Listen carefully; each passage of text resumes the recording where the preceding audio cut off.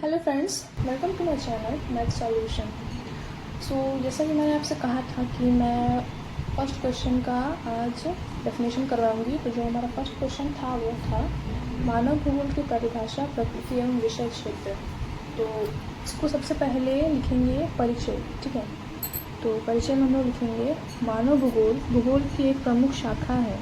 मानव भूगोल के अध्ययन का केंद्र बिंदु मानव है, अर्थात मानव भूगोल के अंतर्गत मानव जातियों जनजातियों का वितरण, घनत्व, जनसंख्या घनत्व की प्रभावित करने वाले कारक तथा लिंग अनुपात, आयु वर्ग, स्वास्थ्य तथा कार्य क्षमता आदि का अध्ययन किया जाता है। और मानवीय प्रतिक्रियाओं के अंतर्गत मानव की आवश्यकताएं, तकनीक की उन्नति का अध्ययन सम्मिलित किया जाता है। इस प्रकार अब जो हमारा नेक्स्ट लिखेंगे हम लोग मानव भूगोल से अभिप्राय, ठीक है।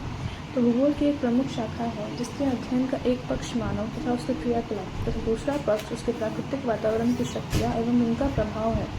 मानवीय क्रियाएं इनके प्राकृतिक वातावरण की दशाएं परिवर्तनशील है, अतः इनका पारस्परिक संबंध भी परिवर्तनशील हो जाता है। मानव तथा प्राकृतिक वातावरण के इस पारस्परिक परिवर्तनशील संबंधों का विस्तृत अध्ययन ही मानव भूगोल है, ठीक है। नेक्स्ट लिखेंगे कि मानव भूगोल की जो परिभाषाएं हैं वो क्या है। तो बहुत सारे विद्वान हैं, उनके अनुसार उसकी अलग अलग है परिभाषा। तो फ्रेडरिक रेडजल के अनुसार मानव भूगोल विज्ञान की वह शाखा है जिसमें मानव तथा धरातल के मध्य संबंधों का संश्लेषण अध्ययन किया जाता है। तो हमारा जो नेक्स्ट है दूसरी परिभाषा है डिकेंस कपिट्स के अनुसार मानव भूगोल में मानव और उसके कार्यों का अध्ययन किया जाता है। और जो तीसरी परिभाषा है वो है कुमारी सैंपल के अनुसार मानव भूगोल चंचल मानव और अस्थायी पृथ्वी के पारस्परिक परिवर्तनशील अध्ययन है। इसके बाद हम लिखेंगे मानव भूगोल की प्रकृति के मानव भूगोल की प्रकृति कैसी है। तो भूगोल शास्त्र की प्रमुख शाखा है, ये जो मानव भूगोल है भूगोल शास्त्र की प्रमुख शाखा है जिसमें मानव पक्ष को केंद्र मानकर आर्थिक एवं प्राकृतिक वातावरण का अध्ययन किया जाता है। मानव का प्राकृतिक वातावरण से घनिष्ठ संबंध होता है। मानव एवं प्राकृतिक वातावरण की पारस्परिक क्रिया एवं प्रतिक्रियाओं के परिणाम स्वरूप संस्कृत पर्यावरण का निर्माण एवं विकास होता है।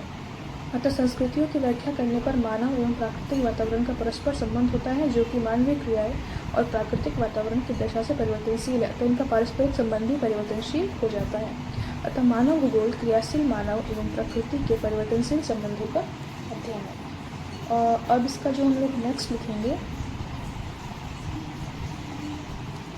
वो है मानव भूगोल का विषय क्षेत्र की इसमें जो स्कोप क्या है, ठीक है। तो इसमें जो स्कोप है वो इसमें हम लोग पढ़ते हैं कि किसी भी प्रदेश की जनसंख्या तथा उसकी कार्य क्षमता और मानव भूमि अनुपात, ठीक है। ऐसे ही 5 पॉइंट्स है जो आप लोग पढ़ लीजिएगा या स्क्रीनशॉट भी दे सकते हैं।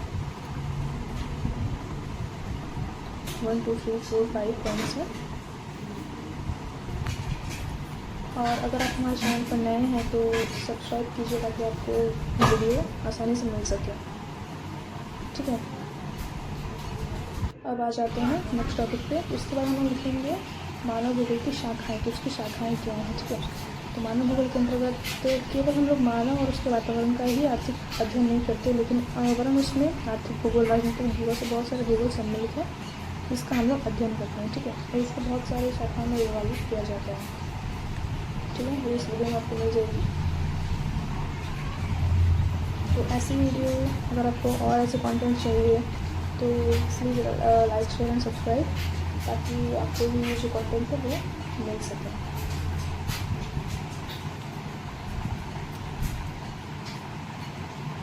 Thanks for watching my video. अगर वीडियो हेल्पफुल हो